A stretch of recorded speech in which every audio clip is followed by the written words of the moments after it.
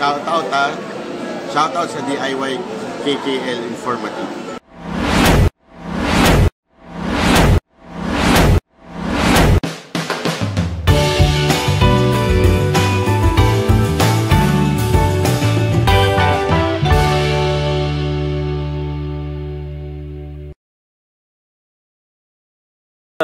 Shoutout DIY KKB Informative.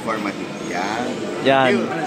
So, thank you sir ha. Thank you. Yan si Sir Banat Bay.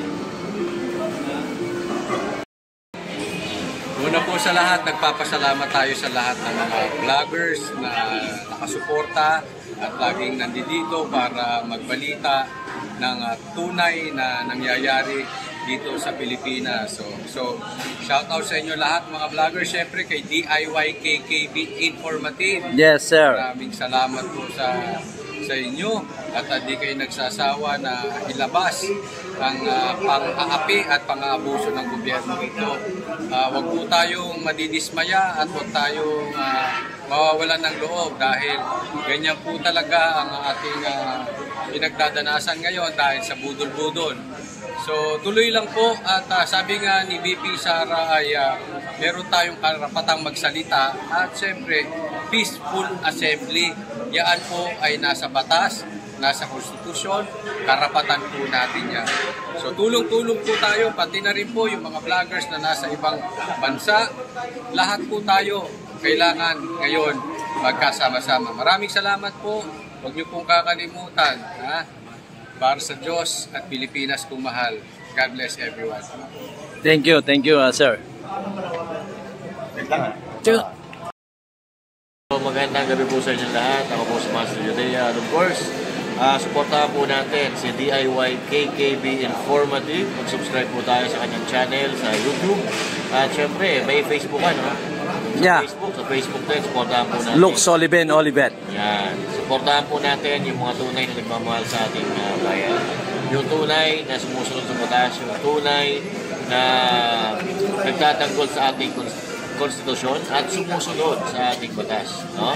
Yan po ang hiling natin.